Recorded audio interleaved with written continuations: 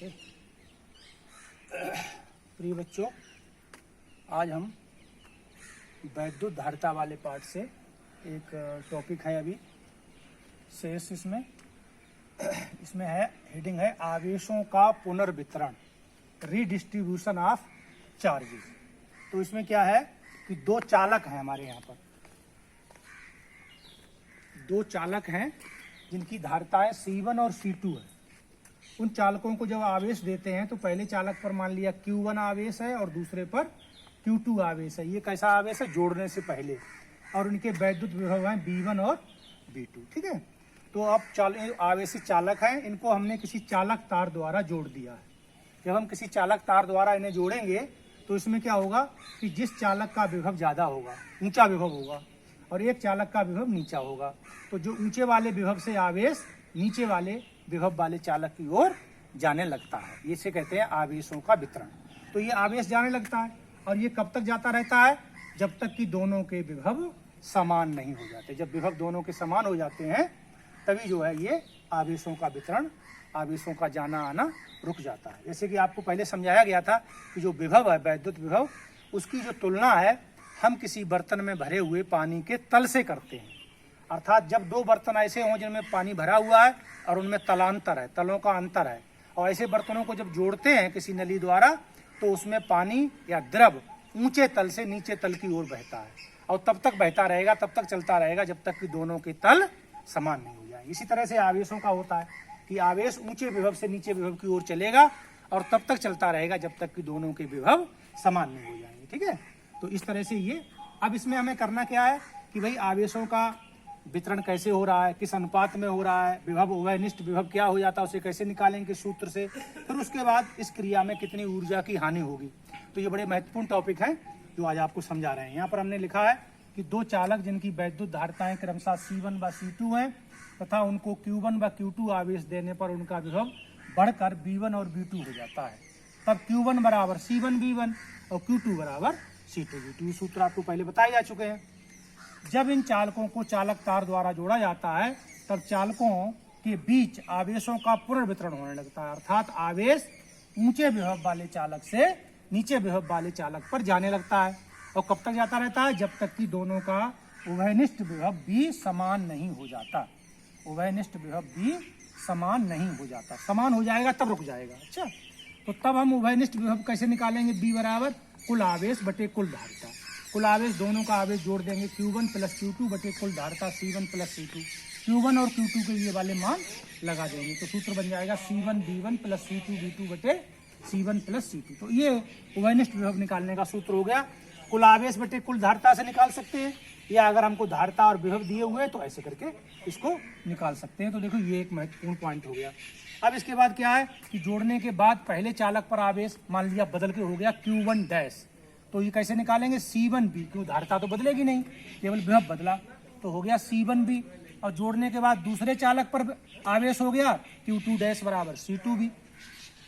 अब इनका अनुपात करो तो जोड़ने के बाद Q1 डैश बटे Q2 डैश बराबर C1B बटे C2B, B से B कट गया, बराबर आ गया C1 बटे C2। इससे क्या निष्कर्ष निकला? इससे ये निष्कर्ष निकला कि जो जोड़ने के बाद आवेशों का जो पुनर्वितरण होता है वो उनकी धारिताओं के अनुपात में होता है। धारिताओं का अनुपात आ गया तो यह निष्कर्ष लिख दिया।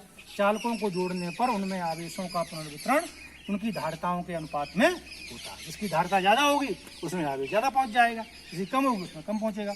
अब इसके बाद इस प्रोसेस में क्या होता है? ऊर्जा की हानि होती है, लॉस ऑफ एनर्जी होती है। ऊर्जा की हानि कैसे निकालेंगे भाई? हानि ऐसा सदैव ऐसे निकाली जाएगी कि जोड़ने से पहले कुल ऊर्जा कितनी थी और जोड़ने के बाद कुल ऊर्जा कितनी है। तो जोड़ने से पहले ऊर्जा U1 मान लेंगे, तो ये half C1 B1 square plus half C2 B2 square. क्योंकि किसी आवेशित चालक की ऊर्जा का, वैद्युत स्थिति ऊर्जा का सूत्र पीछे समझाया गया आपको, 1/2 C1 B1 स्क्वायर, इसका होगा 1/2 C2 B2 स्क्वायर। तो ये जोड़ने से पहले दोनों चालकों की कुल ऊर्जा हो गई। अब जोड़ने के बाद Q2 बराबर half C1 B square plus half C2 B square, क्योंकि B दोनों जगह समान है, ये कॉमन ले लेंगे B स्क्वायर, ऐसे लिख लिया। अब ऊर्जा की हानि कैसे निकालेंगे? पहले वाले U1 में से U2 हटा देंगे। अब हमने यहाँ पर ऊर्जा की हानि डेल्टा U बराबर U1 माइनस U2 के वैल्यू लगा दी। अब वैल्यू लगाने के बाद B का मान ऊपर से ये रख दिया हमने। ठीक है, इसको B का मान समीकरण एक से ये एक मान लो चाहे समीकरण, इस एक से रखने पर तो डेल्टा यू बराबर हाफ C1 B1 C1 और B1 square plus C2 B2 square minus, अब ये देखिए आप यहाँ पर ये वैल्यू हमने लगाई है C1 प्लस C2 पहले से रखा हुआ, 1/2 यहाँ कॉमन ले लिया, अब इसकी वैल्यू लगाई यहाँ स्क्वायर आई है, तो अब इसमें जो C1 बचे C2 है इसका स्क्वायर होगा नीचे, तो स्क्वायर से एक ही कट जाएगा, एक रह जाएगा नीचे, तो वो हमने यहाँ लिख लिया। अब इसके बाद इसका होल स्क्वायर हो जाएगा ऊपर वाले का, अब इसकी इसमें कैंची गुणा हो जाएगी, तो ये हमने ऐसे करके एक बार लिख लिया, इसका होल स्क्वायर यहाँ खोल दिया और ये बटे में लिख लिया। अब इसकी कैंची गुणा कर दिया एलसीएम लेकर के, तो एलसीएम ये हो गया, इसकी गुणा कर दी एक एक की, पहले C1 गुणा इसमें कर दी, फिर इसके बाद इसमें कर दी, फिर C2 गुणा इसमें कर दी और फिर इसमें कर दी, ये क्रम से हमने लिख दिया। और इसके बाद माइनस गुणा इन चारों में कर दी, इन तीनों पदों में कर दी, सबके चिन्ह बदल गए। अब इसमें क्या हुआ देखो, C1 B1 स्क्वायर ये प्लस का है, ये C1 square B1 square plus minus का ही कट गए, ये वाले कट गए 2, ये इससे कट गया, ठीक है भाई। अब ये बचे, अब ये जो बचे वाले पद हैं इनमें देखो आप C1 C2 ये कॉमन है, तो हमने क्या कर दिया ऊपर C1 C2 कॉमन ले लिए और बटे में ये वाला लिख दिया। अब ब्रैकेट में क्या बचा, B1 square plus B2 square minus 2 B1 B2, ये हो गया B1 माइनस B2 का होल स्क्वायर बन गया। अब क्या हुआ, अतः आवेशों के पुनर्वितरण में ऊर्जा की हानि डेल्टा यू बराबर 1/2 C1 C2 बटे C1 प्लस C2 और इंटू B1 माइनस B2 का होल स्क्वायर। अब B1 माइनस B2 जो राशि है वो प्लस की भी हो सकती है माइनस की भी हो सकती है, क्योंकि B1 बड़ा है तो प्लस की होगी, अगर B2 बड़ा है तो माइनस की होगी, लेकिन वर्ग करेंगे तो कैसी आ जाएगी, प्लस की। और ये C1 C2 के मान धनात्मक ही होते हैं, ऋणात्मक होते नहीं है, तो इसका मतलब डेल्टा यू बराबर कैसा आ गया, धनात्मक राशि आ गया। तो इससे क्या निष्कर्ष निकला कि जब हम दो चालकों को जोड़ते हैं तो उनमें आवेशों का पुनर्वितरण होता है, तो उसमें ऊर्जा की हानि अवश्य ही होती है। अब बात आती है ऊर्जा जाती कहाँ है, तो ये ऊष्मा के रूप में व्यय हो जाती है। तारों से जब आवेश जाता है, तारों का टेम्परेचर बढ़ जाता है, तो इसमें क्या होता है, ऊर्जा उत्पन्न होती है। वो ऊर्जा कहाँ से जाती है, वैद्युत ऊर्जा से, तो इसलिए वो ऊर्जा की हानि जो है वो किसमें बदल जाती है, ऊष्मा के रूप में, ठीक है।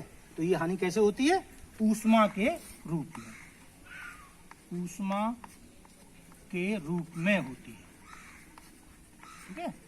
तो इस तरह से ये एक महत्वपूर्ण टॉपिक है जिस पर न्यूमेरिकल भी पूछे जाते हैं।